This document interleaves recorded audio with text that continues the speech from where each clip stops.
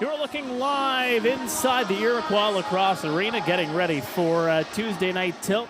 Six Nations Chiefs are at home, and they are on quite the roll as they take on the Cobourg Kodiaks.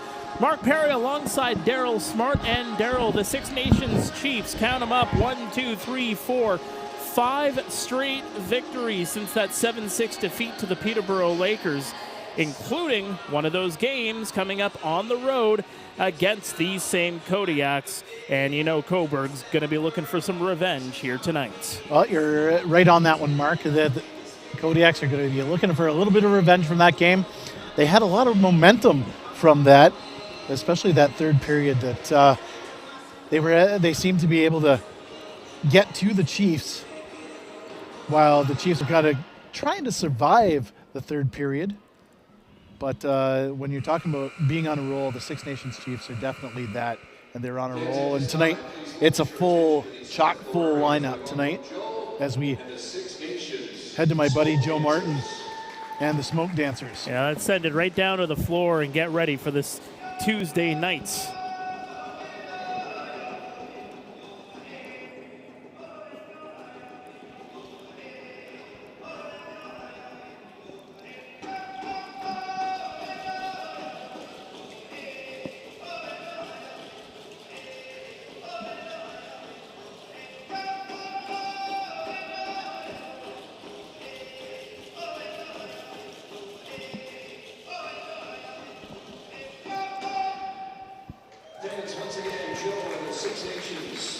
Again, that was Joe Martin and his family doing the smoke dance here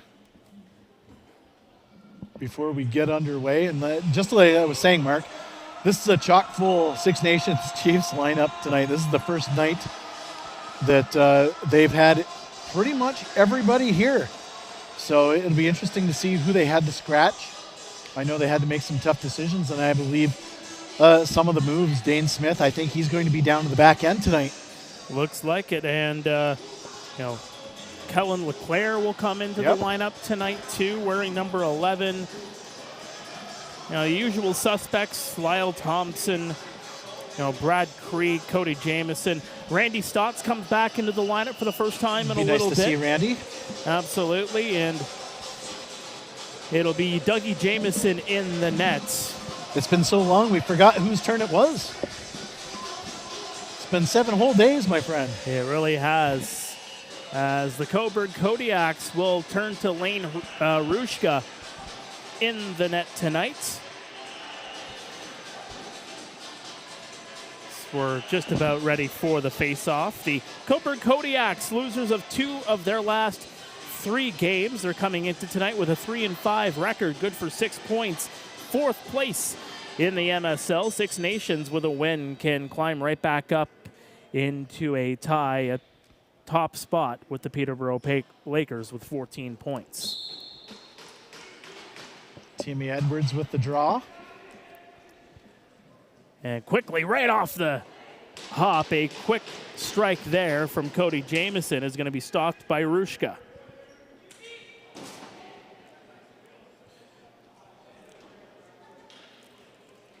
As the Kodiaks, they'll move the ball around. That's Brock Haley inside, trying to find his man Aaron Woods, and it's going to be turned over. Martin waits here. Here's Randy. Gets it in down low. Ian McKay on the floor with Josh Byrne. Over to the far side. Inside shot stopped by Rushka, and he'll just hold on to it. Rushka, as you noticed there, wearing those lime green, very noticeable from up here. Of course, a member of the Saskatchewan Rush in the NLL. What a finals that Rush team had. What a great run. Shane Jackson takes the shot, stopped, takes a hack at his man as he was trying to go get the loose ball, but it's going to be turned around, and Cole Begley holds on to it. Dane Smith on defense. Begley gets around him. Loose ball. Good job there. And Tyler Biles will pick it up and send it down. Now quickly off the rush. Shot! Scores! Tim Edwards opens the scoring for Six Nations. That's just great transition, Mark. We'll take a look at the replay on that one. That starts way back, but again, great defense, coughing up a turnover, and just great transition. Luttrell, one pass up. That's just a great pass and shoot. And the Six Nations Chiefs with a 1-0 lead early on here with 18:31 to go here in the first period. For Timmy Edwards, that is goal, I believe, number 1 on the year. Yes, yep. Indeed, yes, his first goal of the season. So Tim Edwards is on the board here in 2025 with a goal. Good to see Tim Edwards on the scoreboard. He does a lot of little things right, you know what I mean? He's in the draw circle, and then he plays really solid D. So to see some offensive output from him is great to see. We'll touch on the defense a little bit more as we go along, but here we go. Cobourg moving up the floor. Haley trying to turn around. Down inside, trying to get the shot away there was Marinier.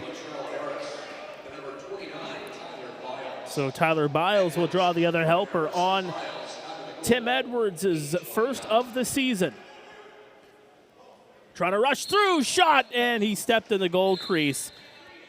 As that was Ian McKay, the NLL Finals MVP. That's Tim McKay, or that's Ian McKay in a nutshell. Right there, just taking his shot and doing something with it. Cobourg trying to respond. That's Holden Patterson to the near side for Haley. Haley has a lane, takes the shot. Dougie with the save. And the Chiefs will turn it over. The Great Dane galloping up the floor. Dane Smith over inside, shot off the bar, and that was Ryan Smith who got that shot away. 5 goals for Mr. Smith. He's been a goal scoring machine. He's been a goal scoring machine since arriving on the scene here in Six Nations. Turning around there, Larson Sundown on the floor, number 68. That one shot wide. And Cobourg will take over. It's Nick Baffia, number 3. Also, let us know where you're tuning in. Adam's tuning in from Kitchener. Not too far from here. Nancy from Johnstown. Nice, thanks for joining us. And again, we love the interaction on the chat. That's the beautiful part about this platform. We'll say it once and again. But yeah, let us know where you're coming from. If you have any questions, don't hesitate to ask, because we like to fill our intermissions with some Q&A. Usually in the second intermission, we do that too. So you don't even have to ask about lacrosse. Chicken wraps, anything, wings. We were on the wing trail last week. Yes, we were. Chiefs are on the trail here as they have the ball, moving it around. Lyle Thompson getting around a screen. Backhand pass over, scores. Ryan Smith off a beauty feed from Lyle Thompson. Makes it 2-0. That is just beautiful lacrosse. Just beautiful two-man lacrosse. Let's take a look at this on the replay here. This is Lyle. Gets a great pick from Ryan Smith. And then just that nifty little behind the back pass to Ryan Smith. And you just can't like teach that kind of skill. Ryan man. Smith, 19 goals on the year. He leads Major Series Lacrosse in that category. As they say, a pick and roll. So here we go. 2-0 is the score. Shot by Woods is going to be stopped. It's a wonder why Ryan Smith has scored so many goals this year. Just doing the simple things and creating space off the pick like that. So Josh Byrne is going to generate the helper on that goal. 2-0 the score. Moving it around. Over shot. That one stopped by Dougie. And it's another one and done here as the Chiefs are able to just quickly move up the floor. But a good transition. That's something that they kind of lacked at some points in last week's game. Loose ball. Jackson down in for Sundown. Over inside and unable to get the shot away with Jackson as he was streaking through the slot. Quickly up the floor now. Pouliot in, and he can't get the clean shot. Good stick check there from Steve Priolo. That's just great defense by Steve Pare. Just a nice veteran move. Hustling back and getting in the way. Jackson, backhand pass. Byrne can't scoop it up. He had 9 points a week ago.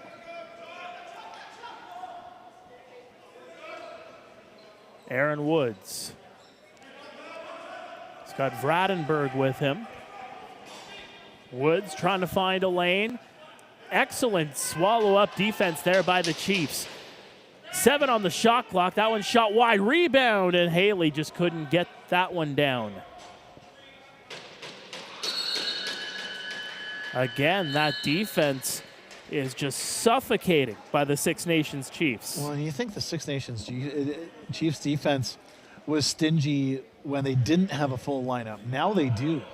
And that includes Kaysen Tarbell. He's wearing number 15 tonight. That one shot right in on goal, stopped by Rushka. He's been added to the roster. Talk about depth. It's a lot. It's pretty. And it's a lot healthier right now. Inside shot stopped by Jamieson yet again. Now quickly up the floor comes Smith.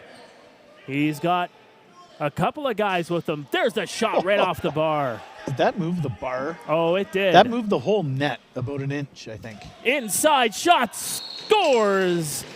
Brock Haley with an inside-outside move, and Cobourg is on the board. And Brock Haley's been something for the Cobourg Kodiaks. He's been rock steady, and this is just a great example of picking up the loose ball here. Just going in, picking his spot, and putting that one over Dougie's shoulder. And it's just that classic response. Yep. And the 2-0 lead, you need to respond. You cannot let the Six Nations Chiefs go on runs. They will absolutely just decimate you very early on. You even think about that game last week, 9 goals in the second period on Owen Sound. That was pretty much all she wrote in that last Tuesday night game. We got Gabriel from Squamish tuning in. Big fan of and then Norm, who's a big Kellen LeClaire fan, tuning in from Windsor. Watching from Halifax, Ganawage. Thanks for joining us. You'll love to see it. And here come the Chiefs. Quick up there on a streak route was Justin Martin. Inside for Jackson, right over, tic-tac-toe, right in on goal, and another save made by the Kodiak goaltender, Rushka. Rushka's had to be sharp here. Holden Patterson has some defensive pressure on him. He's going to go straight to the net. Stopped by Doug Jamieson. Again, nothing fancy from Dougie. Just plays the angles nicely, makes himself look big, and cushions that ball. Larson Sundown right down the middle as Byrne makes a pass. Gets it right back from Lyle Thompson. Shot right inside, in, and another save by Rushka as he had Larson Sundown diving in front of him, taking that shot. Larson had to play the role of ballerina on that one, twisting and turning. Dancing around. Very, very soft feet. Haley, the goal scorer. Up for Marinier. That one shot high and retrieved here by Thompson. Loose ball grabbed there by Harris. Gets it up here for Justin Martin. He loses the ball. You can hear it right from the bench, calling for too many men. They're not going to get the call. No hand is up. Meantime, the ball goes right into the far corner. Yeah, there were a whole lot of bodies on the far side there. That's for sure. Haley trying to get around a couple of guys. He's on the near side. Haley's got that runaway speed, but that's, again, just nice defense, good quick feet. This time, that one was Tyler Biles on that one. Well, he's utilizing that speed. It's to his advantage. That one trying that quick strike to Zach Thompson, but he just couldn't get possession of that ball. Now quickly back the other way. In, shot, that one scores! Dane Smith over to Lyle Thompson, 3-1 Six Nations. Just another pretty offensive play and just great ball movement. We'll look at the replay here. And again, Mark, it all starts with transition. And this is one of the things that Dane Smith on the back end brings to the table. Just a beautiful pass to Lyle. Just like that, we're at 3-1. So it'll be Lyle from Dane Smith and Randy Stotts, as he gets on the board for the first time in a little while since coming back. Got Chris watching from Tennessee. Thanks for coming in. There was a big music festival down in Manchester, Tennessee over the weekend that ended up getting rained out for the most part. Yep. A friend of mine was supposed to spend her time in Nashville, Tennessee over the weekend, but just couldn't do it because of the rain. A lot of rain. Yeah. Well, here's Lyle Thompson yet again. Sundown over with Ryan Smith. On the floor, Ryan with a shot off the bar as he looks to crack the 20-goal plateau. Already. That's crazy. Shane Jackson over to the far side. Lyle, shot. That one misses. Didn't hit the goal, so the shot clock doesn't actually reset, so 10 seconds left on it. Sundown takes a look around inside. Shane Jackson scores.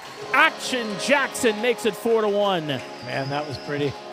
And again, that all started with Larson Sundown. As we're going to look at the replay here. Just another loose ball, picking it up here. But it all starts with Larson. And this is something he does with the Ottawa Black Bears. Just drew two defenders. And Shane Jackson cut in nicely. And Shane making no mistake on that one to give the Six Nations Chiefs a 4-1 lead here with 10 minutes even to go.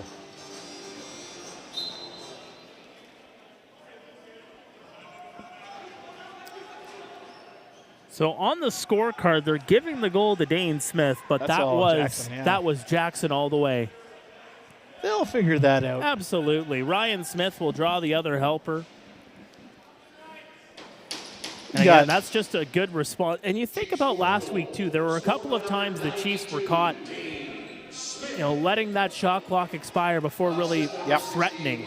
Right there is just good recognition of the shot clock, knowing how much time they had. Create the space, get the goal. Now inside, Josh Burns' shot just missed. Well, I was just going to say that's the IQ, the high IQ of some of these guys, especially a guy like Larson Sundown. A lot of these guys on the Chiefs team coach, whether it be minor, at the junior level.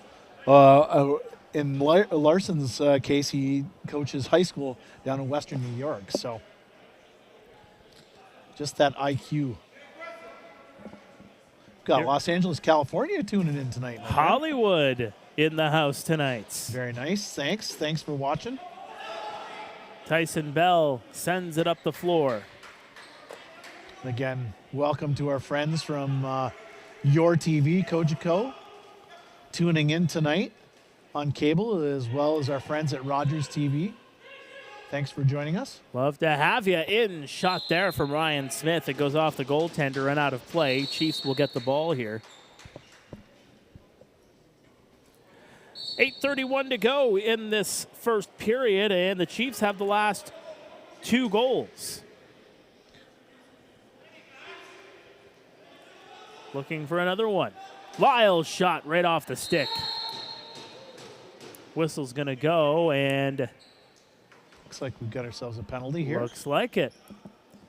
And this is going to be a key to the game, too, especially for Cobourg. You got to stay out of the box. This team is the most penalized team in Major Series Lacrosse. 193 penalty minutes. Ouch. Equate that to just 91 penalty minutes for Six Nations this season. That's Cole Begley in the box. And Six Nations, we know that they can strike early. There's a shot stopped by Rushka. So first power play of the game is going to go here to the Chiefs. And it's holding the stick against Begley. That's a tough one. Those stick infractions, they will burn you. And just like you said, against the Chiefs, that's a tough call and tough thing to do. I mean, when you have that kind of power play unit that they're capable of putting out there. Oh, exactly. Do not want to give them time. Nice little defensive effort there. Here's Lyle Thompson.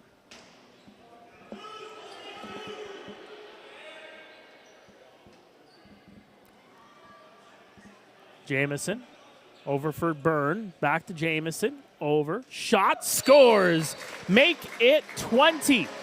Ryan Smith makes it 5-1. He has been something to watch this year. Really good guy. Let's just look at this on the replay. Just a power play. Just a pure sniper. When Dwayne Jacobs acquired Ryan Smith, that was the first thing I did. I looked at some of the highlights, and man, the guy can shoot. He could fire it, or in this case, just place it nicely. That's what he did on that one. He took the ponies off it and just placed it nicely. So it's a 5-1 lead now.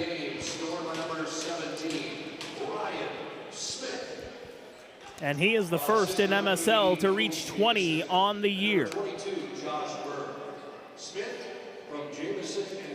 So Jamison and Byrne will draw the helpers. Byrne with a couple of assists in this first period. Again, that one shot scores. A one-hopper from Zach Thompson right over the shoulder of Jamison. That cuts into the lead. That's a nice skip shot here. We'll see the replay on that. And this is just a nice skip shot from up top that fools Dougie.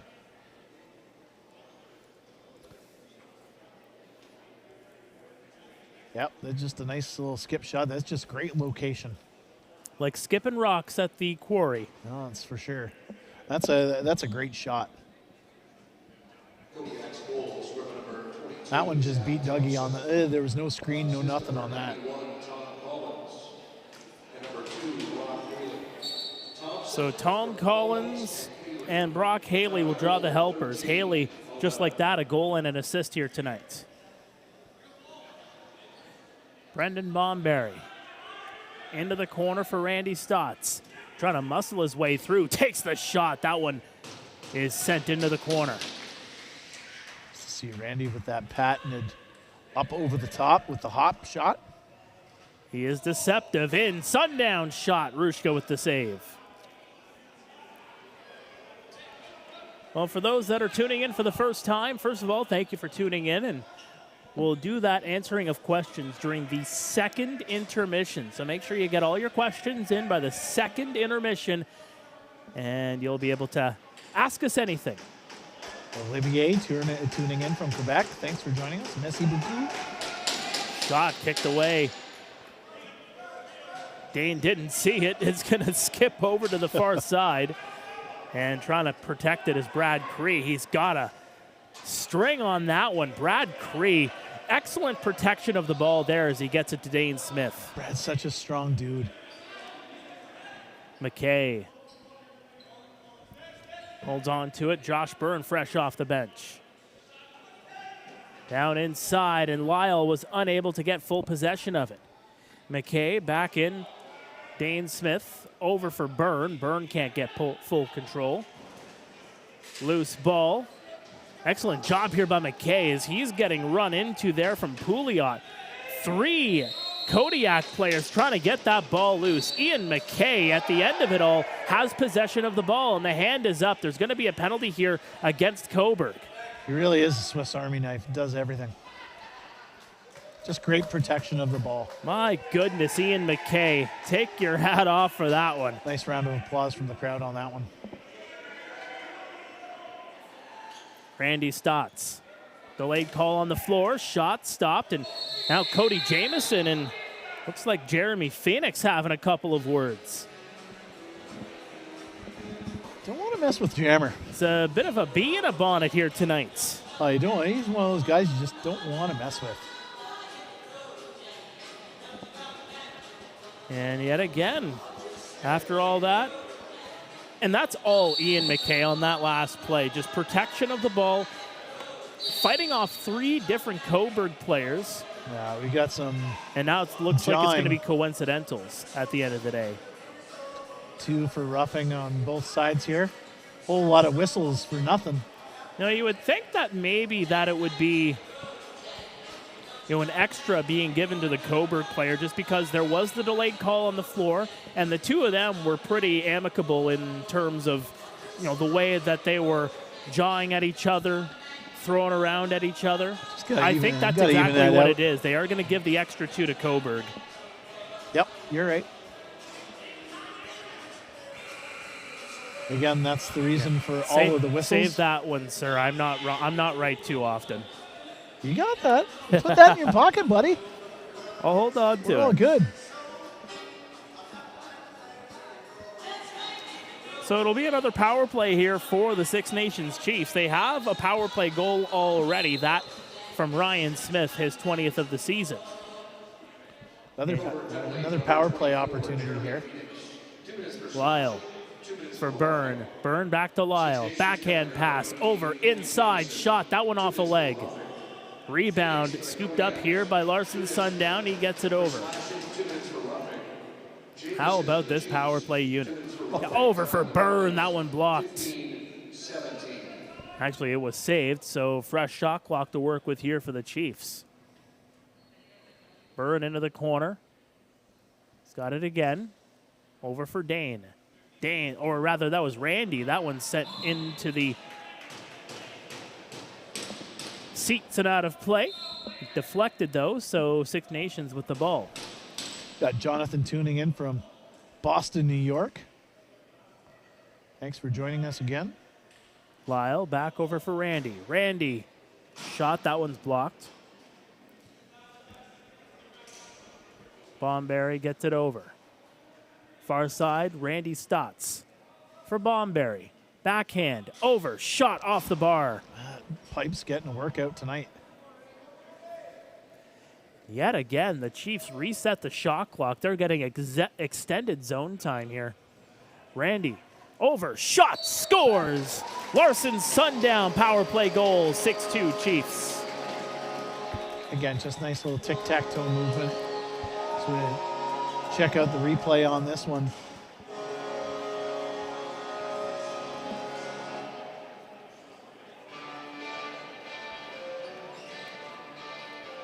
Had to get to the wide angle on that one. But just like that, 6-2. But again, we talk about it. You can't take penalties against this Six Nations Chiefs offense. Like, it sounds so self-explanatory with the talent that they have. Yes. But like, it's is easy for us to say. It's hey, easy from up here, but don't put these guys with an extra man. Got Peggy from Albany tuning in, watching Dougie Jameson and the rest of the Firewolves here tonight. Well, you can bet that the coaching staff for Cobourg, the number one message going into that locker room after the first period, stay out of the box. I know it's probably something that has been said all throughout the season with the... Well, Captain Obvious, but yeah. At the same time, true story, you know what I mean? Like, at the end of the day, this is especially a team that you cannot take penalties against. Deflected right in on Rushka. He'll hold on. And Rushka has been kind of hung out to dry here in a lot of these instances. And now more pushing and shoving, and here we go. As that looks like it's Biles. Oh, that's Tyler. Yeah, Tyler getting in on Nathan Pouliot, who initially in there was on Shane Jackson, and the whistle's going to go, and yet again, here we go. The penalty box doors are going to open, or at least Six Nations doors going to open to allow Cody to get out. A whole lot of whistles going on. But you just can't do this. No. Although I think at the end of the day, this one is going to go against Biles for taking the helmet off. Yeah, I am so more than certain of that one. Right there at the end of the day, it is going to be a Cobourg power play. So they will get the benefit of the doubt on that one. But this is that feistiness, that sandpaper, if you will, coming into this game very early on. Chiefs penalty number 29, Tyler Biles, 2 minutes for face mask. Biles, 2 minutes for So officially called a face mask. 17, 24. And now Cobourg moving the ball around. Far side, shot right in on goal. Collins stopped by Dougie Jamieson.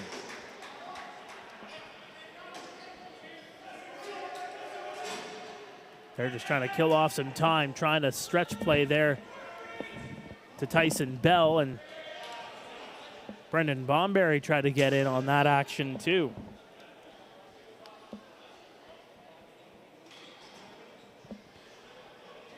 So we move it around. Less than 2 minutes to go in this first period. 6-2 Chiefs over the Cobourg Kodiaks here on a Tuesday night. Flip pass over for Haley. He whips it wide. Good hand-eye coordination there from Zach Thompson to get the ball. He takes the shot, stopped by Dougie. Haley's been involved.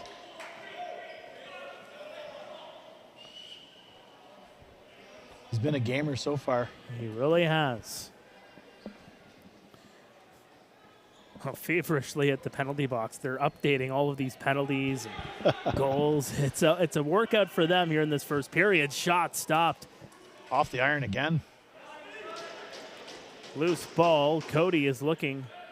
He'll just kill off some time, and that's just a good heads-up play by the captain there. Yep. Nobody around him whatsoever. Why bother picking up the ball to get that shot clock started? Well, you're up 6-2, and you're just trying to kill off some time here. Larson Sundown inside trying to find Smith. Didn't miss him by much. They're trying to work something. They're trying to work that cutter in there. And that's all you can do in an instance like that. 5 seconds left in the penalty. We're going to go to even strength. Brock Haley plays pitch and catch there with Thompson. Far side. Shot. Scores! Alex Marinier gets on the board. Marinier with just a bullet. Again, the 3 goals, I think all 3 have been from outside here. Marinier wires this one here. He's up top here right at the center. He just wired that. Again, he had Tyson Bell's stick up top. Not sure if that obstructed Dougie's view, but that's just a great shot by Marinier. His team leading, well, now tied for the team lead with Brock Haley. Both of them have their 11th of the season, and it's going to be Chiefs ball. Whistle's going to go, and they're going to gather everybody in with 23.3 seconds to go in the first. If you're a Cobourg Kodiak fan, this is the kind of response you want late in the first period. You know what I'm saying, Mark? They need to respond, and they responded well here. And they're only down 3 goals in the late going here.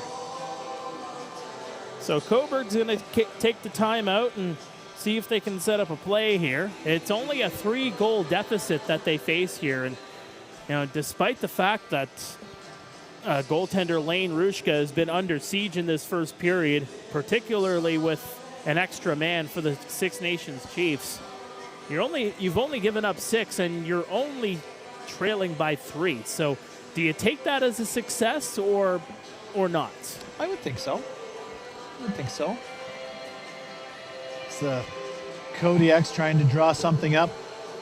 Steven Stamp there. You see the media guy extraordinaire is behind the bench tonight. He said he's working the O, but he looked like he wasn't drawing the play. He said he wasn't going to do much. He's there to help out until Cobourg gets fully manned up on the person that are on the coaching staff.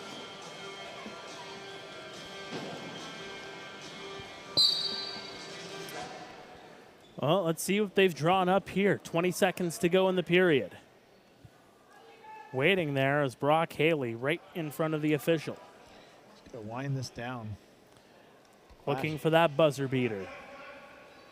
Thompson chased around. 4 seconds left. Backhand pass. Got it over. Inside. Great block by Tyson Bell Nice to defense. finish off this first period. That's just great defense. That was great defense. Just nice foot movement, and that's what you want out of a good defense. I'm just kind of looking at it again. But again, the Chiefs doing a really nice job of just clogging things up, not allowing the Cobourg Kodiaks to develop anything. Well, I'll have a stat for you during the second period to speak to that defense. But for now, we're going to send it to break. We'll have the second period in about 10 minutes' time. Stay with us. You're watching Major Series Lacrosse.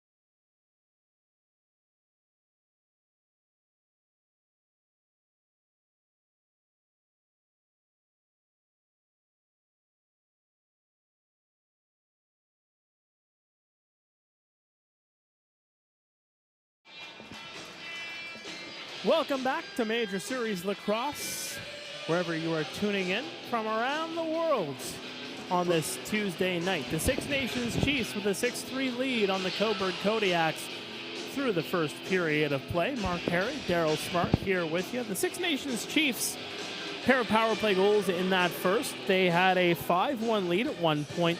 Cobourg, though, they've scored two of the last three, including a goal with just 26.7 seconds left on the clock.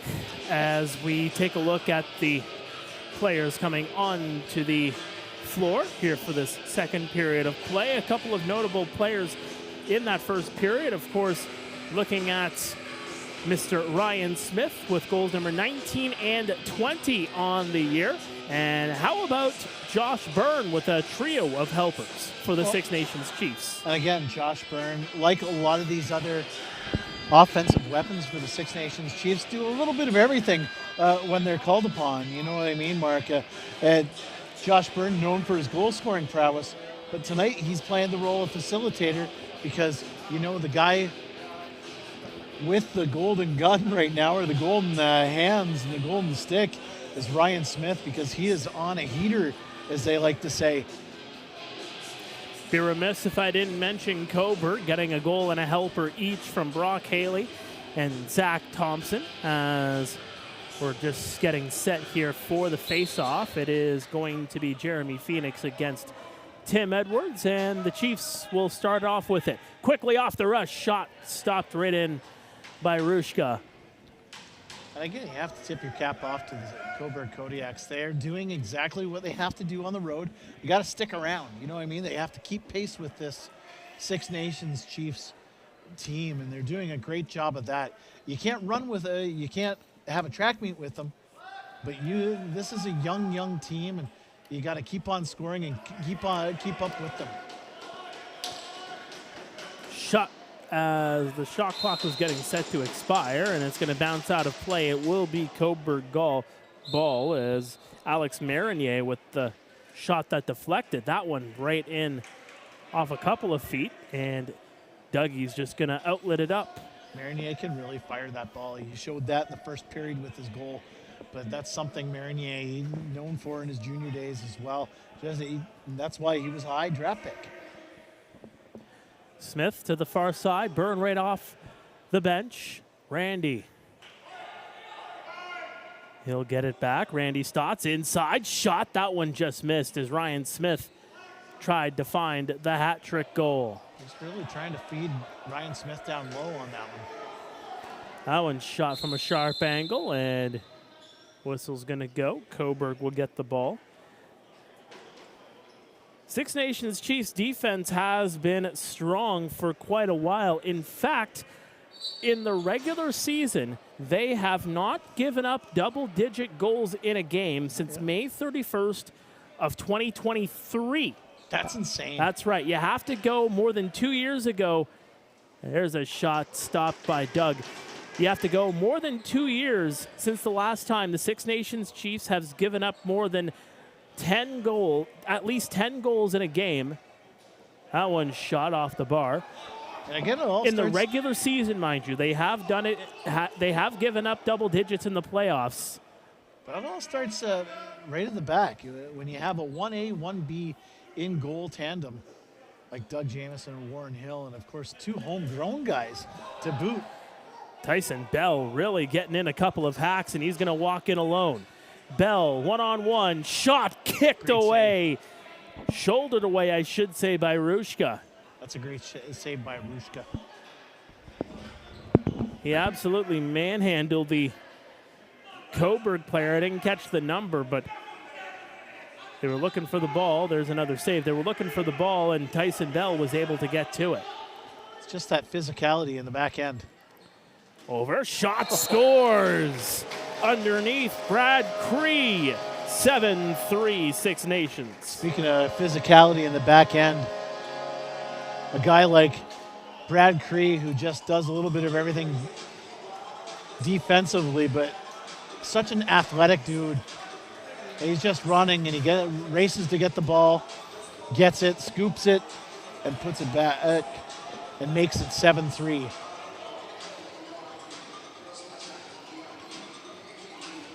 Just such an athletic guy. And that's the one thing about this defense. It's mean and nasty, like in previous years, especially like 2014, 2015, 2016 during that run. Very mean, very nasty, but the big difference in this group is athleticism.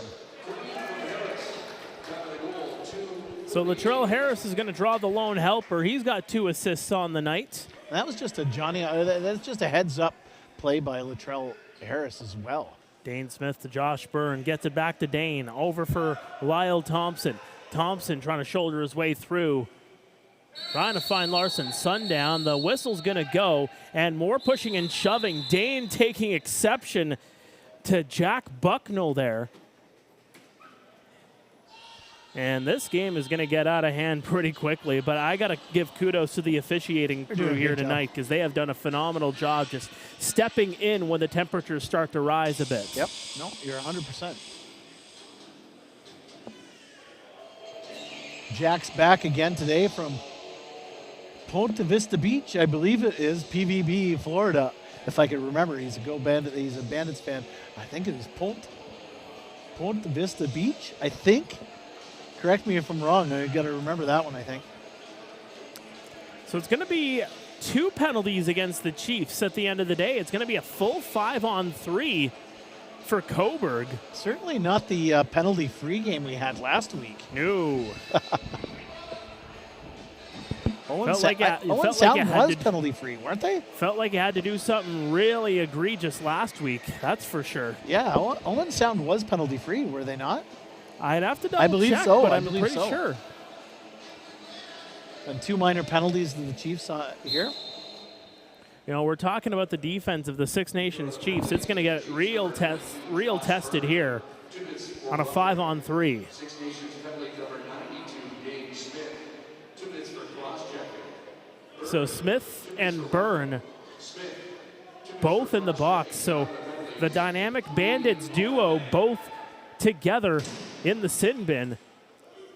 Loose ball scooped up here by the Kodiaks, thrown in on goal, stopped, and Six Nations will move up the floor. Must have been a discussion on chicken wings. We'll save that for the second intermission, sir. By the way, Ranch is still the superior dip. There's a shot right in on goal. Rushka with the save. And more pushing and shoving. That was Larson Sundown and Jeremy Phoenix who collided right in front of the Six Nations bench. These 2 teams, boy, oh boy, they do not like each other. Well, you play 2 games in a span of a week. You got to remember these 2 teams played last Sunday. That is correct. Looking for some space. Good defense here by the Chiefs. Shot, what a save. Dougie Jamieson, rebound, another save. Clip those 2 saves by Dougie Jamieson. That was a great slide. Go left to right on the slide and the quick stick opportunity. Trying the quick stick on the near side, just couldn't get to it, and Chiefs will get possession. 23 seconds left of the 5-on-3, and Doug Jamieson is going to have that one saved on the highlight reel, that's for sure. Lyle Thompson on the near side. He's just content to hold on to the ball and wait for Smith and Byrne to get back on the floor. There's a shot. And slow there on the ground is Brock Haley. I think he got picked. Don't want to see that. He's been fantastic. Very slow to get up. Looks like he's going to be all right trying to shake it off there. But that was that play as Lyle was trying to cut toward the far side and didn't see the full collision there, but hopefully Haley is all right. Yeah, William Johnny tuning in from Vancouver Island. Thanks for joining us. Back to even strength. There's a shot. That one goes wide. Cobourg down by 4. Marinier gets it over. Patterson looking for some space. Cuts in. Shot stopped by Jamieson.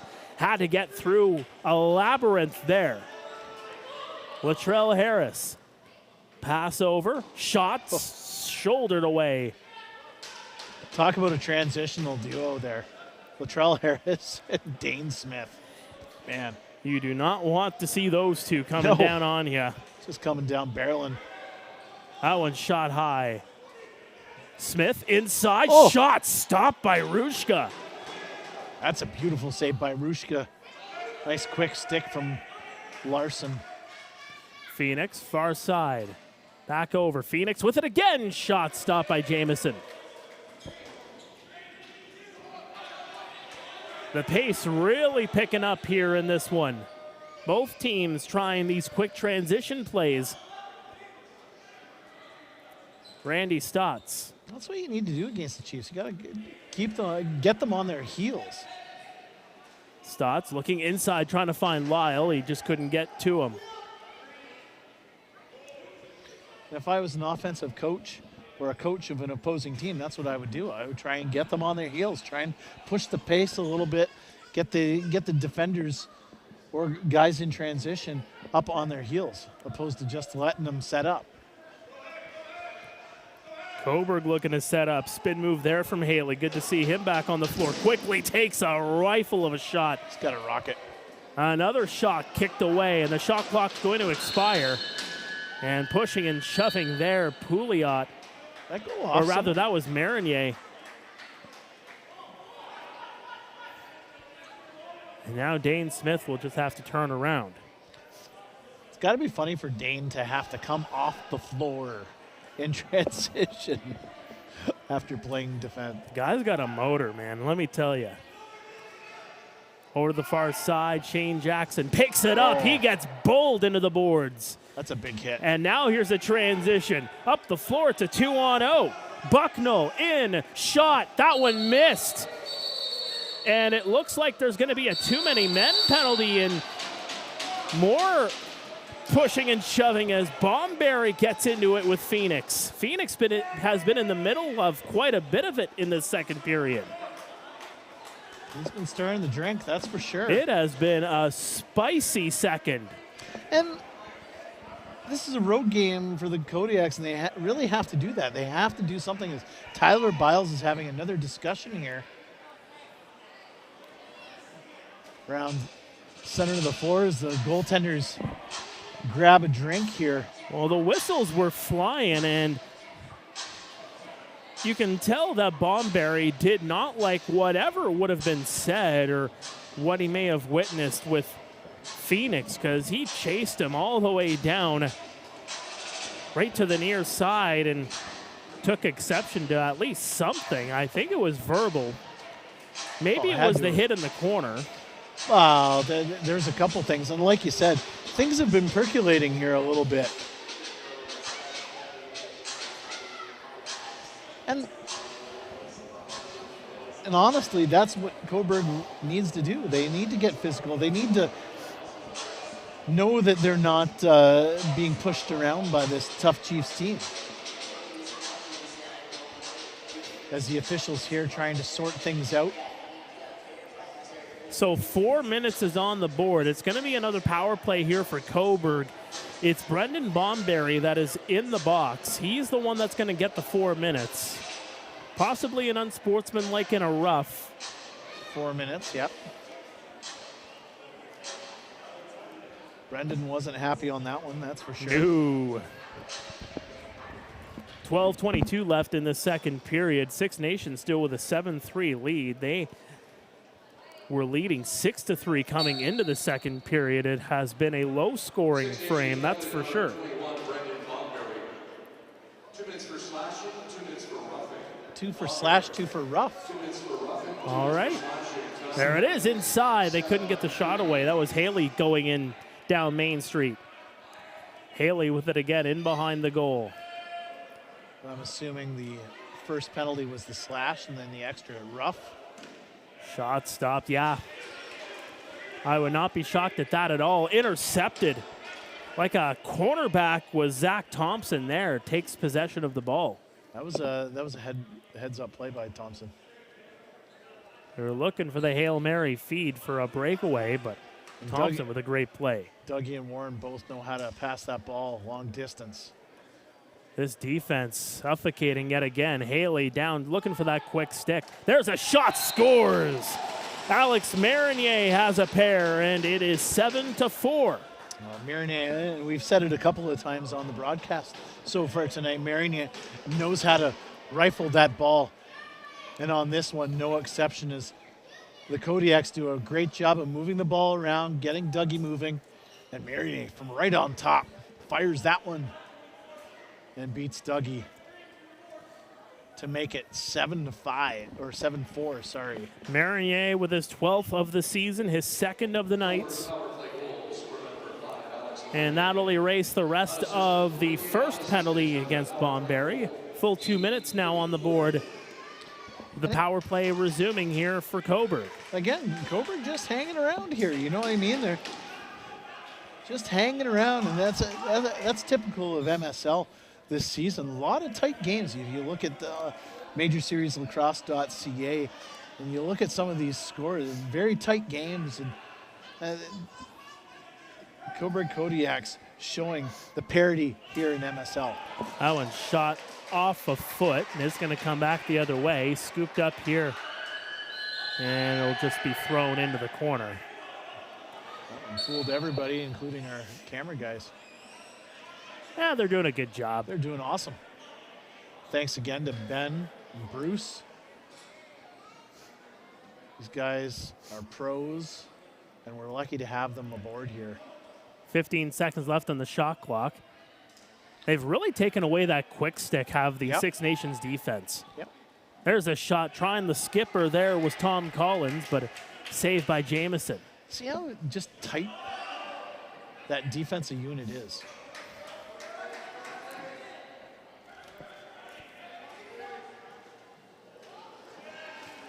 Moving around there is Latrell Harris. Tries to push Pouliot out of the way. Such an athletic guy. Look at this. Latrell just taking a he's gonna mauling there. It scores! Are you serious? Latrell Harris, when it looked all but impossible. Are you serious, Mark? That was fantastic. Let's look at this work by Latrell Harris. Just trying to find a little opening. Squeaks through 3 defenders. And then puts her home to make it 8-4 Six Nations Chiefs. Yowie, wowie, Latrell Harris. Man. Clip that one. Woo-hoo. What a goal.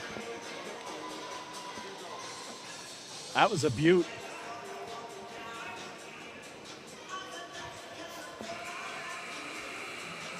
That goal had everything. Just hard nose, keeping possession of the ball in the corner. You find one lane, you take it. And Latrell Harris took that one right to the house with authority. And it looks like there's going to be a penalty here against Cobourg after all of that. Are they going to call unsportsmanlike? Just the extra shot after.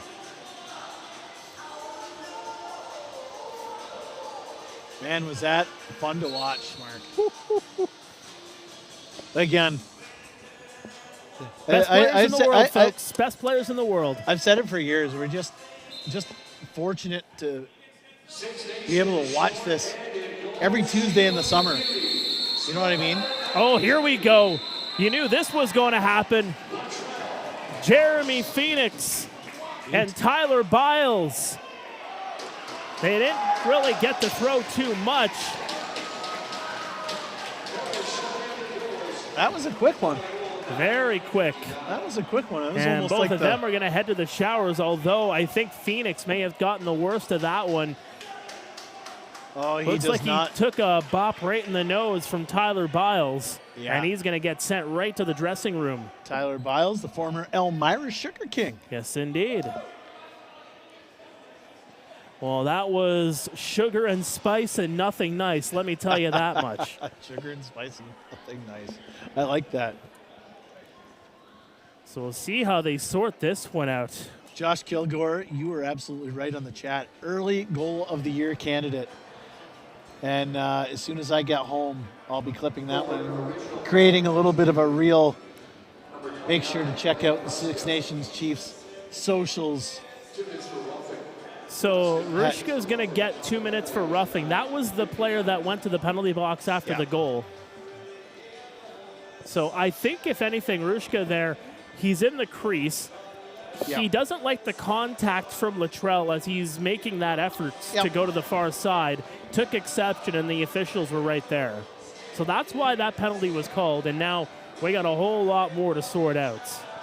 It gives Dougie a chance to saunter on over to the bench to get a drink of water. But while we have the break, we might as well just, and again, thank you, the fans, for joining us here on our broadcast. We'll be doing this all season long here on our YouTube page.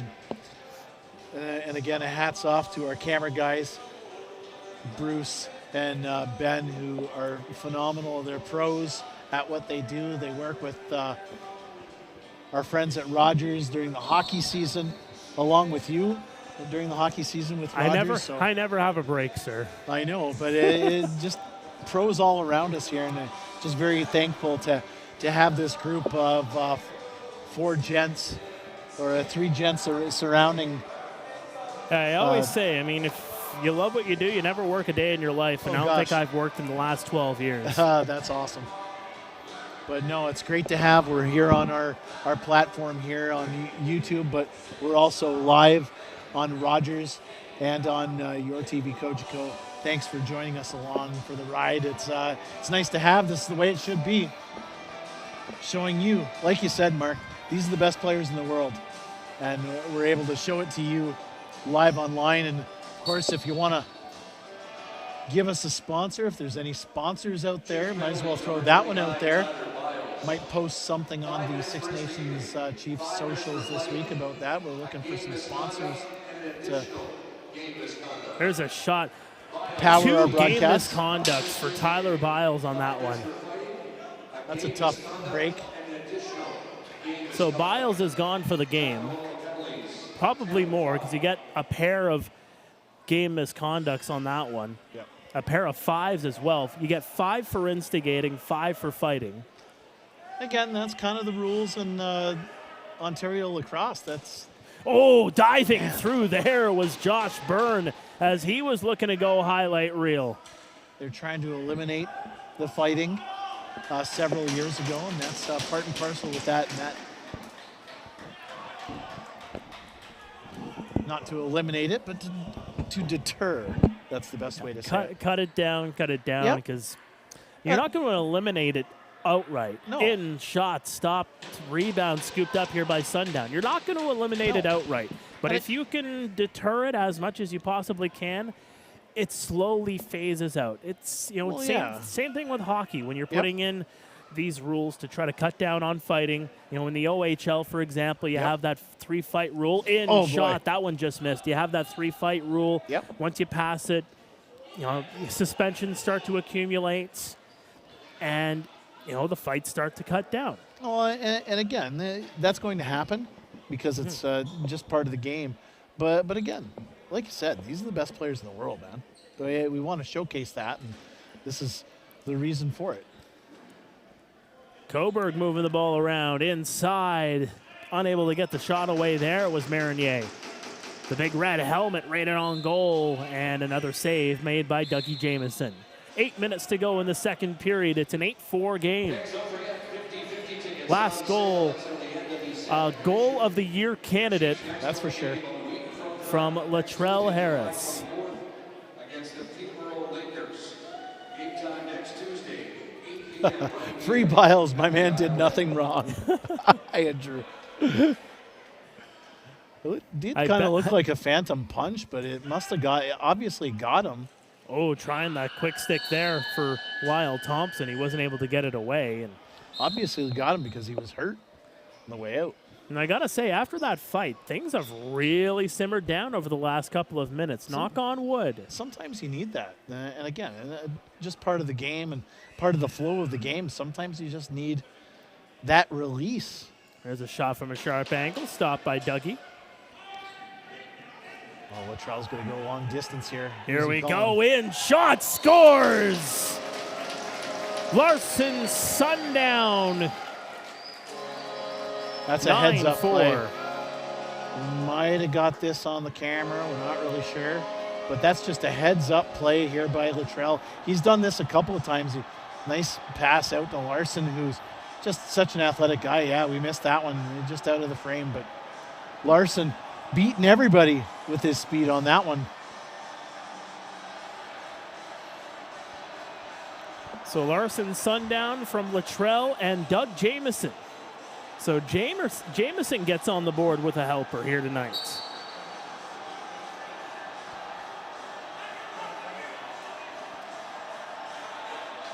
Nine for the score. Cobourg looking to cut back into the lead, cut back into that deficit.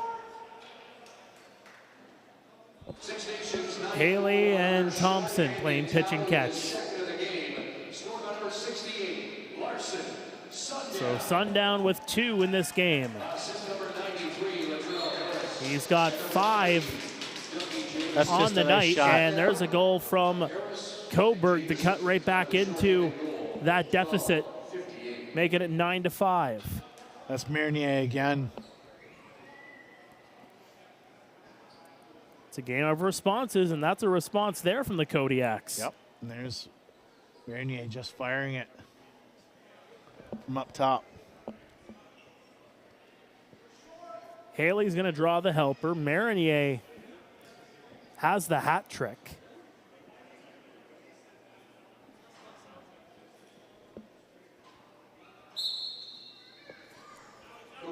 And there we go. It's a 9-5 game. And how about Zach Thompson? He's quietly picking up points. Has himself a 4-point evening here. It's like 1 goal, 3 assists. Randy Stotts. Backhand pass trying to find Sundown. Looking for the ball. It's loose. Randy trying to get to it. Good defense there shown by Vrodenberg. Now, should mention Alex Marnier is in the game. Matt not into it because of a suspension. I believe this is the last game he's serving. Into the corner. Cobourg moving it around. It's a loose ball. Shot stopped. Held on to by Jamieson. Goes Marnier looking for his 4th of the night. Rushing up the floor is Martin. He'll just leave it back here for Ian McKay. And again, for those looking online, I know I was just getting a message about the lineups not looking right. It's just something that happens here at the ILA. Not sure if it's the internet or what, but even if it's put in properly by us, it still goes in wrong. It's not us, up here, myself, and Darryl doing it, but for some reason, even when they input it properly downstairs, and even it the still scores, just comes out wrong. The score's even wrong on online. So tune in to the game. Tune into the game so you have it. But yeah, for some reason, I'm not sure what it is. I have no idea. But for some reason, once the game's over, they hit that button, the game ends, and everything accumulates properly. I'm not sure what goes on, but they're across the floor from us, so I have no idea. Well, that's why I carry paper with me, my friend. I was just saying that over text message. Do it the old-fashioned way. Up in the booth, we do everything by paper because of it. Here's Brendan Bomberry. 2 seconds on the shot clock. Goes right on Rushka, and it'll be moved up the floor here by the Kodiaks.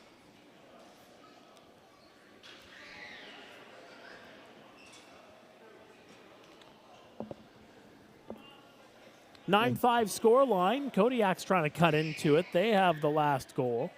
And again, just trying to do broadcast stuff. We have nothing to do with the website. Ran in on goal, stopped by Jamieson as he takes it away from Holden Patterson. Oh, this is nice. It's just a nice little stutter step. Justin Martin will get it to the near side for Brad Cree. Has a wholesale change here for the Chiefs. Lyle Thompson fresh onto the floor. Randy trying to muscle his way through. looking for that backhand pass. You know he was thinking about it. That one shot by Byrne, kicked away. Gets to it again. He's getting muscled around by Pouliot, but Byrne holds on to it. Byrne one-on-one here with Pouliot. 20 seconds left on the shot clock. Plenty of time here for Josh. Patiently moving around, trying to get his way around the defense. Randy. 1-on-2, trying to one-hand it through the slot, trying to find Shane Jackson in transition. That one's going to be thrown toward the goal, but misses, and the shot clock expires anyway. And again, Randy's just trying to get his footing here. He hasn't. This is his first game of the season, so he's trying to get his timing on. You know what I'm saying? Haley. For Collins, back to Haley. Down low, trying to find Harrington. There's a shot. That one stopped. Bounces all the way in front of the Cobourg bench, and Marinier picks it up. Quickly moved to the near side. Collins, Marinier, back to Collins. Collins with a shot stopped. Rebound is not there, and the Chiefs will pick it up with 2 minutes to go. Line over, shot stopped by Rushka as they were looking for the home run feed to Larson Sundown, but Sundown couldn't finish it off. Sonny is so fast. He's beaten everybody. That's the second or third time that's happened. Under 100 seconds left to go in this second period. There's a shot blocked, and here comes Dane. Dane Smith slows up the speed, picks it up. Dane trying to cut to the net. Good defense there, as he's got to be forced to the outside. He'll just go to the bench as he was late in the shift. There's a shot, scores! Shane Jackson puts Six Nations into double figures. A rifler with 1:08 to go in the second. Just a snipe show from Shane Jackson here as we look at the replay.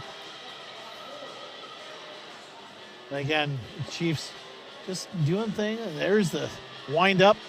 That's just pure muscle from Shane Jackson, bringing it home. And the Six Nations Chiefs have a 10-5 lead with 1:08 to go here in the second period. It'll be Jackson from Tyson Bell. As Tyson Bell picks up his first point of the night. Six Nations looking for another one here late. They're up by 5. And it's short-handed. So it's a pair of shorties for the Six Nations Chiefs here tonight. Ryan over, shot, scores, and Jackson's got the last two. Make it a hat trick for Mr. Shane Jackson to make it 11-5. That's just great patience by the Six Nations Chiefs offense and trying to get someone cutting. We talk about that a lot here as we have the wide angle on this one on the replay here. As Brendan Bomberry goes to Ryan Smith, who finds Shane Jackson, who's cutting in. And that's just a great cut from Shane Jackson, who puts it home. And the Six Nations Chiefs with an 11-5 lead with 38 to go. 38 seconds to go here in the second period. Burns going to get another helper as Latrell Harris is going to pick it up. Byrne and Bomberry will get the assist on that last goal. Short-handed marker, my friend. That's a couple. Make it a trio of shorties. Now again, keep in mind, this is all stemming from that fight that sent Tyler Biles to the dressing room. There's a shot rated on goal, stopped, held on to. 6 seconds to go in the period. And it looks like that's going to do it. They're just going to walk this one off. Well, a whole lot of spiciness, and we had a whole lot of goals in that second period of play. It was 6-3 Six Nations. Now they have an 11-5 lead through 2 periods of play. Well, while I do some math, because we're doing everything by paper up here, Mr. Smart. Maybe I'll let you get to the first couple of questions. Yeah, we've got a couple of great questions here from our fans. Let me just get down here and just get the iPad off. One nice one nice question here. We're getting a lob here right off the hop, just about the music. They said we have asking in the NLL they play music during the games. Why not in MSL or in the summer? Honestly, it's a different vibe. That's the best way to describe it. Yeah. The NLL, it's all about entertainment, trying to get, you know what I mean? You're trying to get anywhere between 10 and 15,000 people riled up for a game, and a part of the pageantry of the NLL and the professional experience is all of the entertainment going on. I like to say a little bit more of a traditional approach to the game here in the summer, and that's I think some fans actually enjoy that aspect of it. It's just a little bit more traditional, and obviously we have the DJ. We've got Jace Martin rocking the tunes across from us, local music, a local artist. I think he was actually singing the national anthem of the Jays game yesterday. I think so, yeah. Yeah, so, yeah, that, in a nutshell, that's the big one. Another one I saw earlier on in the broadcast, in the chat here, about do the Chiefs practice? And this is, you might be surprised, you might not be surprised, but they do not. This is my 10th year with the team, and I think we've only had a handful of practices in those 10 years. I think we had a couple preseason practices a couple of years ago, but in those practices, honest to goodness on that one, I think the Rivermen opened their season, and it was a 10 o'clock practice here at the ILA, and I swear to you not, with the exception of maybe 2 or 3 guys that weren't playing NLL games, they were done for the season. The entire group on the floor was Six Nations Rivermen after their opening game of the season. So no, the Chiefs don't practice during the regular season. Their practice comes in during the 2 warm-ups. That's how they kind of do things behind the scenes. You got the coaching staff going over. Come playoff time, we do a little video. I help out with the video, grab clips together for JT and Richie if they need them, and we go over them in the dressing room. But yeah, other than that, no, they're enjoying their summers and coming to play for the Six Nations Chiefs during the summer. But I know other teams do practice, but one thing is the Chiefs do not. Let's see, and I do like that one about the music. If I wanted to go to listen to music, I'd go to a concert. I completely agree. I go to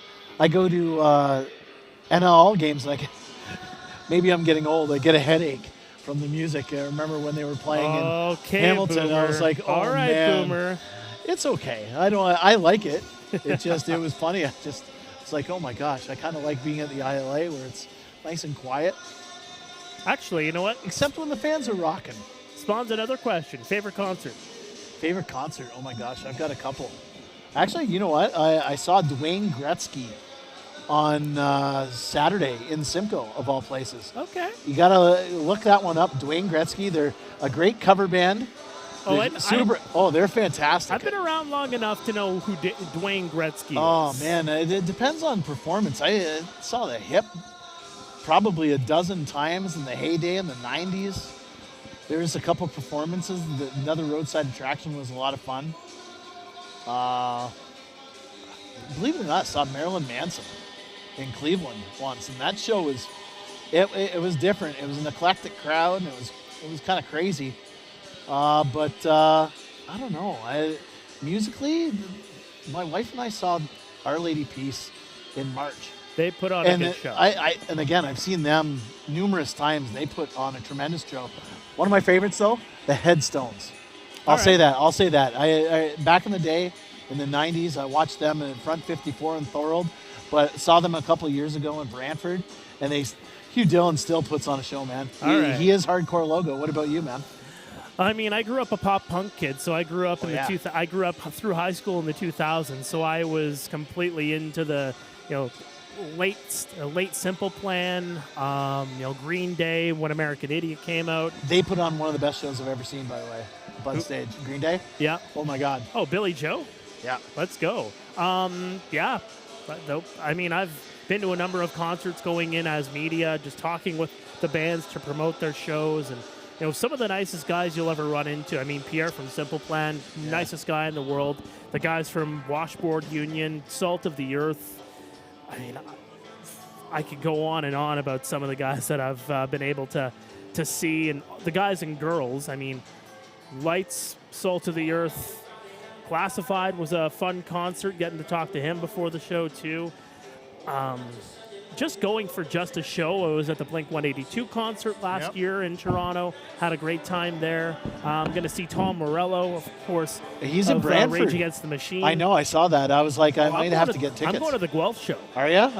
He's playing at Sanderson Center. That would be pretty sweet. Well, it's working out because the Guelph Storm play in the afternoon, and then Tom Morello has his show in the evening right across the street at the River Run. So what do I do for an afternoon? Call a hockey game, have a bite to eat, walk across the street, watch a concert. That's pretty sweet. And speaking of concerts, Father's Day gift, and thanks to my oldest kid, she goes, bucket list, who do you really want to see? And I was like, well, obviously Oasis would be one. And she goes, well, we're going for, that's your Father's Day gift. So Sunday, I was pretty surprised.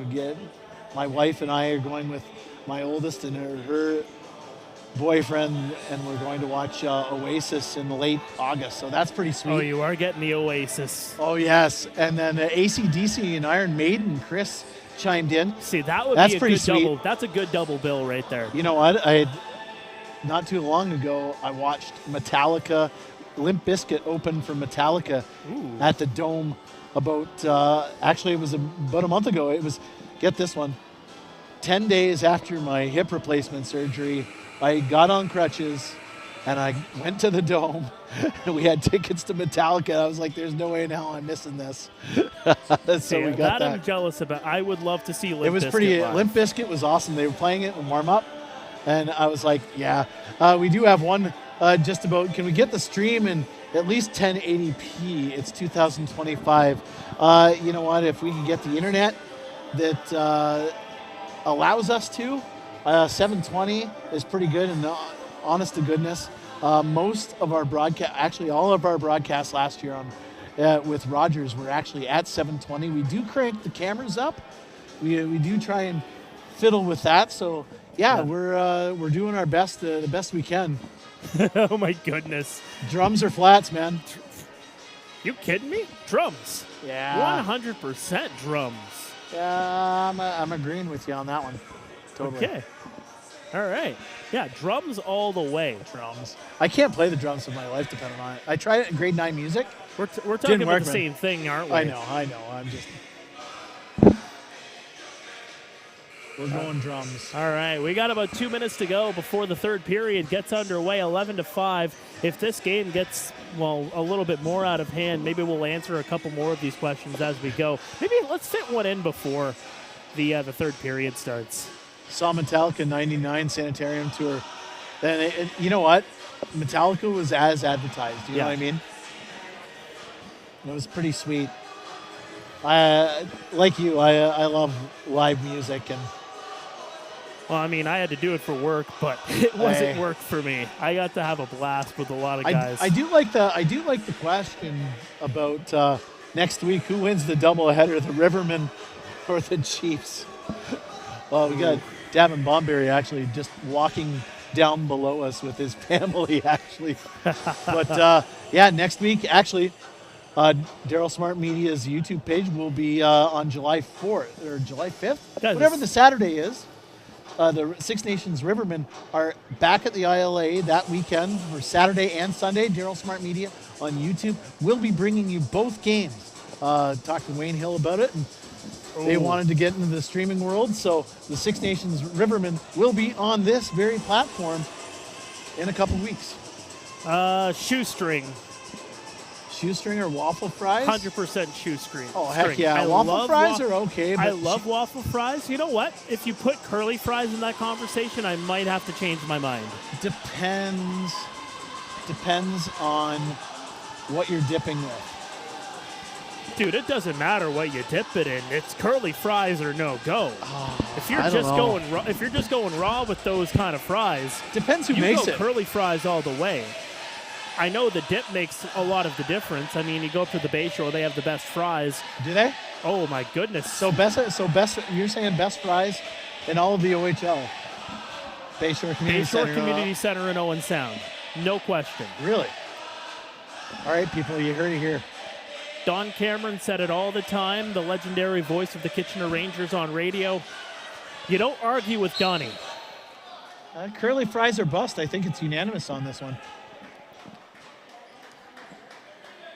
Thank you all for having my back, that's for sure. As we welcome you back here for live MSL action, we're underway here in the third period. Six Nations with an 11-5 lead on Cobourg. It's Cobourg looking for an early strike right in on goal, stopped by Jamieson. Look at the ball right back, stopped yet again. We are 5 aside. Again, Cobourg Kodiaks hanging around here, Mark. They're not. This isn't a blowout by any stretch of the imagination. Cobourg really needs to strike here early. Down low for Lyle Thompson. Lyle looking, trying to find some space, couldn't find it. They'll move the ball around, cycle it around the far side. In shot, scores. Shane Jackson has a quartet of goals to make it 12-5. As they said on an NBA Jam, Shane Jackson's on fire.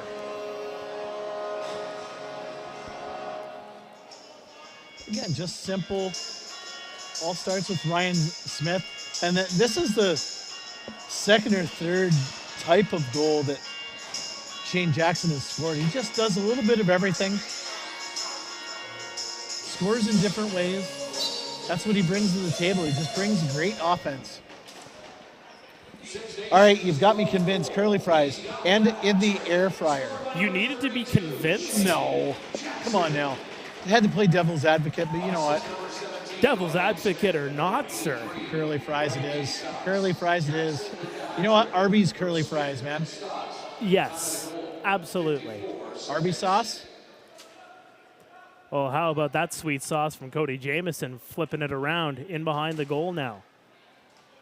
Josh Byrne shot on goal, scores. Wow. Josh Byrne with his first goal of the night. That was crazy. Let's just look at this again. Josh Byrne just kind of getting the ball back, gets him behind the net. This is his office. Works some magic here. Right over the top. Puts it home, and it's a 13-5 game. Bomberry and Sundown will draw the helpers. Sundown with a 4-point evening. Arby's. Someone's asking about Arby's.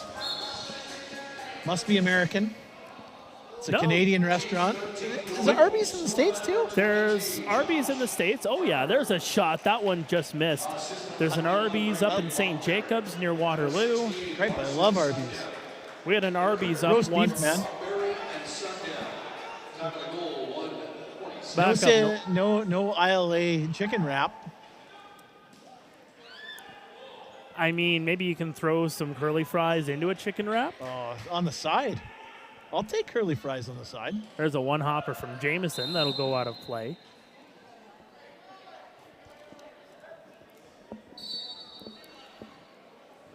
Sir, I had a big supper, but I am starving with all this food talk. Let me tell you. Why does it always end up with food?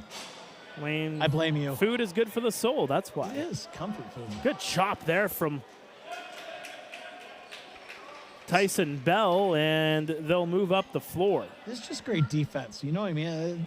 Six Nations, they're up 13-5 here, and they're not giving the Kodiaks any room to breathe.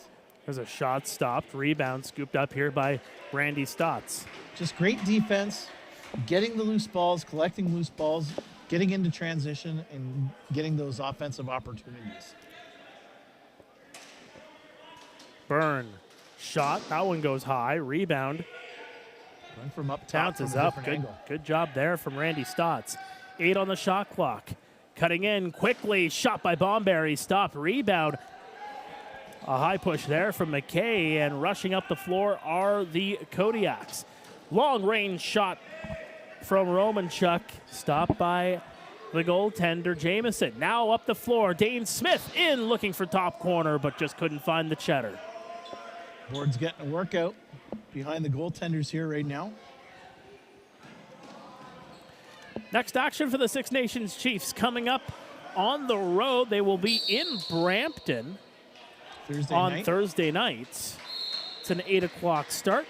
Back here on Tuesday, Peterborough will be in town. Big game. Big game. That's an understatement. Yeah.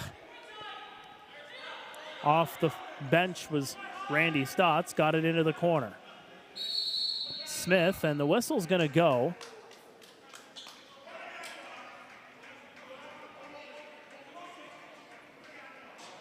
And a penalty is called, and you can hear Nurse from up here. He is absolutely just sending a message to the Cobourg Kodiaks there. By the way, Arby's originated in Ohio. Thanks, Josh Gilmore. Oh, there you go. Where in Ohio?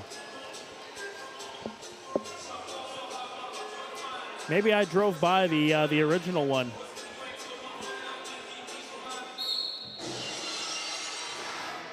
Quick stick scores. Lyle Thompson on the power play. 4 seconds into the power play. Six Nations 14. Cobourg 5. They are running away with it and hiding. That was quick. Get that ball on the replay to Cody Jamieson here. Much like last week, where Jamieson with the quick pass, this time to Byrne, and then the Lyle who tucks her home to make it 14-5. That's a set play, Mark. That's the second week in a row that they've done that a couple of times. Well, it works to perfection as Lyle Thompson gets his second of the night. I'll get myself a chicken wrap, but sitting up here, directing, producing, calling. Got some pizza up here.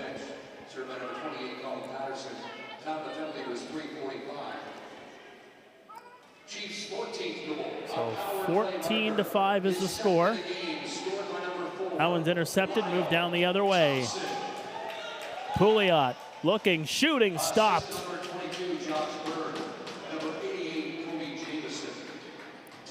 So Jammer with his first point since the first period. And it's a 5 spot in the apple column for Josh Byrne. Playing the role of facilitator tonight. He's got it here again, looking for it. Gets it over to Smith. Smith turning around. He's got 2 on the night, leads MSL with 20 goals. Long range shot stopped. You know, Mark, that's the nice thing about this Six Nations Chiefs lineup. We talk a lot about the depth and guys going in and out in different parts of the lineup. When John Tavares and Rich Kilgore take these guys aside during warm-up and say, hey, and again, they did it tonight. They bring a guy like Dane over and say, hey, you're in the back end tonight. Here's your job, kind of thing. And they just do their job. And Josh Byrne. Ooh, curl and drag. He scores. Aaron Woods with some nifty mitts there. Gets it by Jamieson, and that breaks the run of 5 straight goals by the Six Nations Chiefs. Cobourg closes the deficit. It's just a good hustle here. And a nice move. That's a pretty goal right there.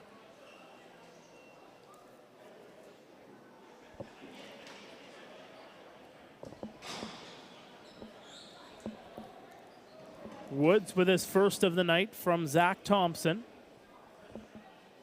And for Woods, he now finds himself into double figures. That's his 10th of the year. So Thompson, the lone helper. Smith going down Broadway, but he just couldn't get possession from Shane Jackson. Baffia is just going to hold on to it. Waits for everybody to get set up. He'll just leave it here and go to the bench. 14 and change to go in the third. 14-6 the score. Haley twisting, turning, scores. Brock Haley with his second of the night. That one of a highlight reel variety. That was just a great goal by Haley. Let's look at the replay on that one. And we've said it right from the first period. Haley has been involved in doing a lot of really good things on this goal. This is just great athletic play, going left to right, diving in, Superman, and putting it by Dougie and make it 11 or 14-7 Cobourg, or for the Six Nations Chiefs. And again, you want to respond, you know what I mean? And you're not out yet. Haley from Woods is the scoring play, as Haley has his 12th of the year. Twisting around, Aaron Woods coming in. No! Stepped in the crease, but Dougie made the save anyway. You can see that the last two goals really started to go to the Cobourg Kodiaks' legs. They're very aggressive on that last counterattack. You got to get some momentum. Even if this does become an L in the column, the win-loss column, you have to grab some momentum for that next game, and Cobourg really doing a nice job of doing that right now. The deficit is now 7. Cobourg looking to try to continue this run. They have the last two. Good pass there. And here come the Chiefs. Lyle Thompson cutting in, trying to find his man, going toward the net. That was McKay. He'll retrieve the ball here. And he can't get it before it goes across the center, so Cobourg's going to get possession. Kodiaks with the ball. These two teams will meet again in Cobourg on Sunday, July 13th.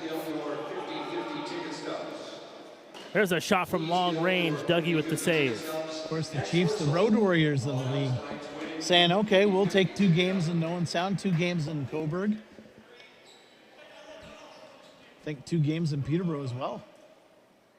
Into the corner for Ryan Smith. Plays pitch and catch with Bomberry. Smith looking for some space. Cuts in, and Bomberry ended up losing it.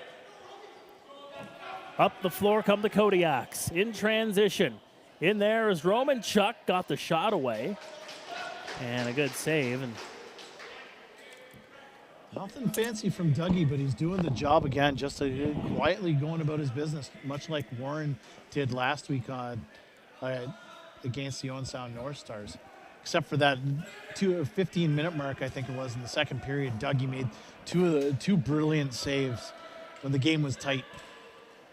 Randy, one-hand pass, shot stopped, and good awareness there from Rushka to realize where that ball is and keeps it away from the line. Rushka squeezing the apple on that one. That's just a beautiful pass by Randy Stotts. Nice to see him in the lineup for the first time this year. Near side, this is Haley. He's got a pair. Again, tell us where you're from in the chat. Love Haley the interactions. moving around. Good defense there from the Chiefs. And Haley knocks down his man and slow to get up. Didn't see who that was. But he's very slow right now and a whole lot of discomfort. Zach out there, one of the therapists. Tuning in from Victoria Harbour, Ontario, repping the Midland Tightlands, Zone 4 lacrosse.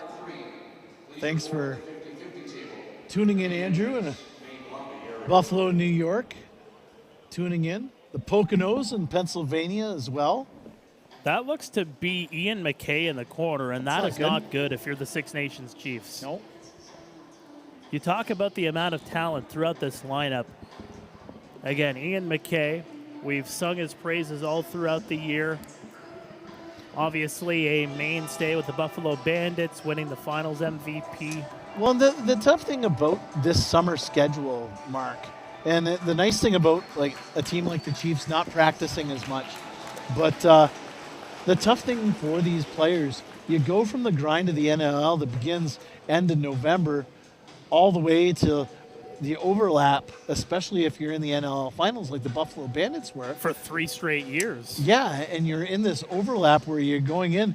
So you go from NLL to MSL, and then MSL ends in late August, and of course the Man Cup in September. We're done mid-September with the Man, and then you have only 2 months? a month and a half to say at best. Yeah, before the season gets Before underway we yet get going again. again, yeah. It's another grind in the NLL during the winter months. Brian tuning in from the Delaware Water Gap. We've got Thorold, Ontario tuning in. My old stomping grounds when I went to Brock. Holland Landing, Ontario. Thanks for joining us. Martin will scoop this one back. 11 minutes to go here in the third. Ian McKay continuing to get checked on off the bench. Quick transition here, scooped up by the Kodiaks. That looked to be Cole Begley, but good defense there, and the Chiefs will recover. And again, with a 14-7 lead, you got 10 minutes to go here. One of the keys for the Chiefs, looking at Ian McKay, who's walking up and down the corridor there, you want to survive this. There's a shot, scores. That's a hat trick for Lyle Thompson, 15-7. That's just Lyle Thompson bringing the heat. With this shot, we talk a lot about how he creates space with his feet. On this one, you're giving him that much space. You just gave Lyle Thompson about 3 feet of a gap to wind up and shoot. He doesn't miss those often, No. if at all. You know, you let a guy like Lyle Thompson wind up from that close. Chiefs' 15th goal. He's got the hat trick, scored by number 4, Lyle Thompson. Is that Lyle's first hat trick of the season? For Lyle, Yeah. He's had one. I believe he's had one already. But more importantly as well, that is now a season high for the Chiefs. 15 goals on the night. Their previous high was, of course, 14 last week against Owen Sound. And for Lyle Thompson, he's got 9 goals on the year overall. That is indeed his first hat trick of the season. Had a 2-goal performance against Brooklyn back on June 3rd, but otherwise it's just been singles. But he's got the triple here tonight. A whole lot of assists as well. You can say that again, partner. Latrell Harris putting some pressure on Zach Thompson. That's the element of Latrell Harris's game I really enjoy watching, Mark, is he's pressure. He uses that muscle along the boards, and he'll make you cough up the ball. It's the word truculence. Truculence. Bomberry looking for a man down Main Street. Gets it inside. Shot stopped by Rushka. It's coming right down in on him was Bomberry. Stretch pass up. If anything, 9 minutes to go. It's an 8-goal deficit that the Cobourg Kodiaks are looking to overcome. It's a long shot. It's a long shot, but you also have to think long term here. There's a shot rated on goal. Stopped by Jamison. Holds on to it. Yeah, and if anything, even if you're not coming back into this game, take whatever you can, get that momentum going into your next game. Oh, 100%. Well, Kodiaks,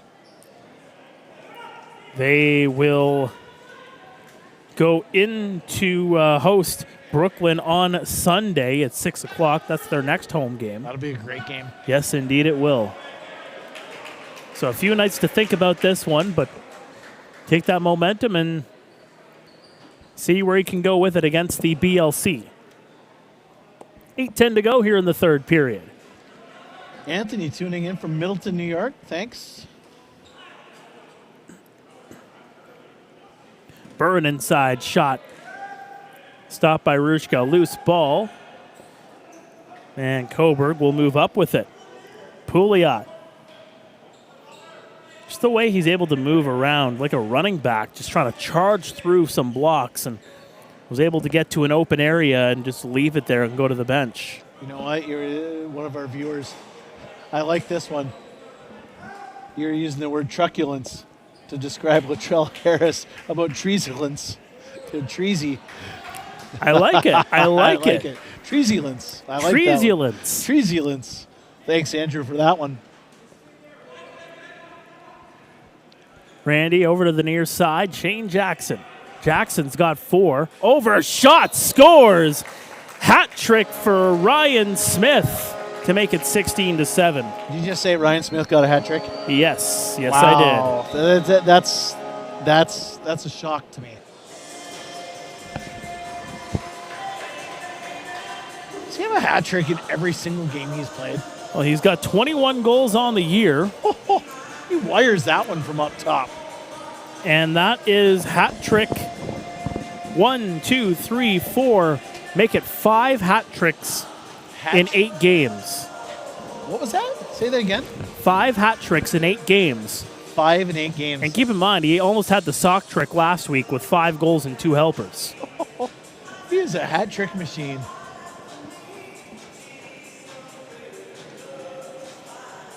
Man, he's been fun to watch this summer. And when Dwayne Jacobs acquired Ryan Smith, like, I know he was a big part of the Rochester Nighthawks' success during the regular season in the NLL. But you think he was going to have the kind of success that he's had here with the Six Nations Chiefs? Like, honest to goodness. I don't know if anybody could envision the season that he has had so far, that's for sure. You're looking like a genius, my friend. Best GM in lacrosse. He's, of course, in California on holidays. So Jackson and Smith get the helpers to make it 16-7. By the way, I know there's a big game happening on the ice tonight. The Florida Panthers are up 3-0 on the Oilers with 2:29 to go in the second period. There's a shot that goes wide. So the Florida Panthers looking to hold on, and they could win their second consecutive Stanley Cup tonight with a win. Not as much excitement locally, of course. Brandon Montour played with Florida last year, and a lot of excitement locally with that. That Bristol board still up here in Six Nations. Yep. Home of Brandon Montour, now with the Seattle Kraken. Signed a long-term deal right after winning the Cup. That was a fun day, working for Six Nations, the Grand River, doing the media conference and during the parade and everything. And that was it was a strange one because he had just signed with Seattle prior to getting the Stanley Cup for the day. So it was a bittersweet one. And of course the local connection, Adam Henrique from Burford, nearby Burford, who's one of Brandon's best friends, playing for the Edmonton Oilers. And Jackson. Of course, the two of them host a golf tournament in the summertime. That's right. More hacking and slashing, and here we go as Randy Stotts getting in the middle of it with Cole Begley. There was some defense shown by Begley. Randy was trying to shoot from long range. It hit Begley. Begley didn't like it, and the two of them converge. A little bit of feistiness from Randy on his first game of the regular season. Looked like he wanted to go a whole lot more than Begley did, that's for sure. And I think it might be just Randy getting the call here. Who has the record for the most goals in a regular season? That is a good question. The Bible of Lacrosse, the late Wamper, would have that one. You had that one right off the top of your head. Oh, Wamper was a legend. I'm going to look that up as they sort things out here. Now, are they talking just MSL, NLL, lacrosse in general? And it looks like Randy is just going to be escorted. Well, he's going in on his own, but he's going to be heading over to the dressing room. There is a 2-minute penalty on the clock for Six Nations, and it is going to be Cody Jamieson that will serve it. And they're just going to give him 2 and a 10 and just send him on his way. Just trying to cut down on any shenanigans late game here with the score already out of hand. Great question. Hold on, I'm gonna search for that one. That's a great question. I would say John Tavares. That'd be a good pick. I think that's my obvious pick.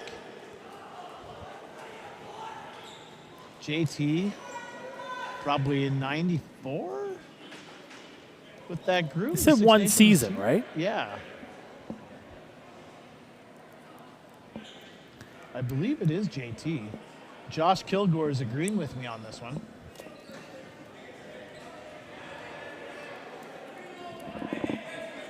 The Bible of Lacrosse would have it. Well, the shot clock's going to expire. And again, we are under 5 minutes to go here in this one. The Six Nations Chiefs well on their way to yet another victory. Looking like a well-oiled machine right now. It's them at their best, and you set it off the hop, partner. This is a fully restocked, loaded up Six Nations team. They got all of their pieces back. JT, 82 goals. Thanks for that, Josh.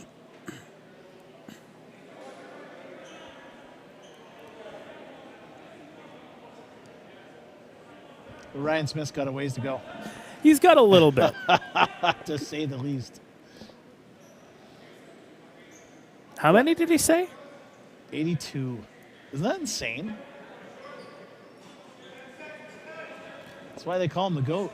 Yeah. Dane Smith had 72 at one point. MSL, eh? No, I'm talking NLL. Yeah. If you're thinking MSL, yeah, definitely. There's a low shot stopped by Dougie. Yeah, I'm talking summer.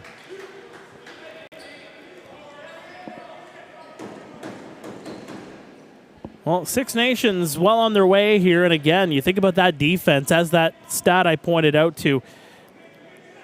They have not given up double-digit goals in a single game in the regular season since May 31st of 2023. Looking to hold on and continue that trend, as there's a shot by Shane Jackson. What a game he has had. 4 goals on the evening. It's been a hallmark of this team, just that defense, you know, and everything starts with the back end. And I was saying it before during this broadcast. You got 1A, 1B in net, and Dougie and Warren, but this defensive unit is fantastic. It'll be interesting to note as shot clock gets reset, Cobourg gets reset here. Be interesting to note Six Nations coming into tonight. They have given up just 36 goals on the year. There's a low shot stopped by Dougie. Can you guess who's got the second? Who's in second spot when it comes to goals against? Goals against? Yes. Right now? Right now. Isn't it Warren and... No, I'm talking as a team. Oh. Not the goals against average, just goals against. Six Nations with 36. The next best team has 49 goals against. I would say Peterborough. Actually, it's Brampton. Really? At an 0-6 record, they have given up just 49 goals in those 6 games, albeit they have scored a league low 38. But again, no nights off in MSL, you know what I'm saying? They just announced it's Brendan Bomberry's birthday today, so happy birthday, Bomber. 90 seconds to go in this third period. Moving the ball around. Six Nations will hit the road for one. They'll come back with the Peterborough Lakers in town a week from tonight. That's going to be a fun one. It really is. His top spot potentially on the line in that one. A lot can happen in a week, partner, especially when there's a team that has a game in between now and then. Exactly. And just to add, one of our viewers asking about the status of Ian McKay. Not really sure. I don't see him on the bench. I think he went into the dressing room area. Well, they are in no rush to have him back on the floor no. if he's not 100% with the scoreline the way it is. Just if he's anything less than 100% with the scoreline it is, just have him sit for the rest of the game and have him come back in the next one if he's ready to go. 30 seconds to go. A little recovery. Woods with another shot. Doug Jamieson yet again just square to the ball and makes the save. That save that he made in the second period was two saves, I should say. That was a big deal. It was a lot like Warren last week, where the game got out of hand, but at one point it was pretty tight, and Dougie made that save. And it's kind of funny as Warren's all dressed up going into the corner. Time's going to wind down. The Six Nations Chiefs, count them up. 1, 2, 3, 4, 5. Make it 6 in a row as the Six Nations Chiefs win it by a score of 16-7 over the Cobourg Kodiaks to improve to 7-1 on the season. Some big games for the Chiefs, namely Shane Jackson with 4 goals and a helper. Another 3 goals, another hat trick for Ryan Smith, who leads MSL with 21 goals on the year. Josh Byrne with a 5-assist evening. You have Lyle Thompson with a pair of goals. And, you look at the Cobourg Kodiaks side. Marinier, I'd give him 3rd star. Marinier with a hat trick. You have, obviously, Brock Haley had a good game. 4 points, 2 goals, 2 assists. We touched on Zach Thompson. He's got a goal and 3 helpers on the evening. Cobourg made a game of it, even though the scoreline wouldn't dictate it. And, again, I would probably say the feistiest game that we've seen here at the ILA this season. I would say so, and you got to tip your cap off to the Cobourg Kodiaks for having that aggression. You know what I mean? They're not backing down from the Six Nations Chiefs team. They did a really good job of it, and you have to tip your cap off to this young team. Well, once again, the Six Nations Chiefs improved to 7-1. The Cobourg Kodiaks will drop to 3-6 as they have now dropped 2 straight games. The Six Nations Chiefs will play on Thursday night on the road against Brampton before we come back here next Tuesday, 8 o'clock, with the Peterborough Lakers in town, a showdown of the top 2 teams in MSL. The Cobourg Kodiaks, meantime, their next action comes up on Sunday at home. It's a 6 o'clock start against the Brooklyn Lacrosse Club. Check your local listings and see where you can watch all the games in Major Series Lacrosse. Once again, the final score here from the ILA on a Tuesday night, the Six Nations Chiefs 16, the Cobourg Kodiaks 7. He's Darryl Smart. I'm Mark Pare. For everybody putting us on the air here tonight, wherever you're watching us, your TV, Rogers TV, Darryl Smart Media, we say so long from the ILA. We will see you back here next week.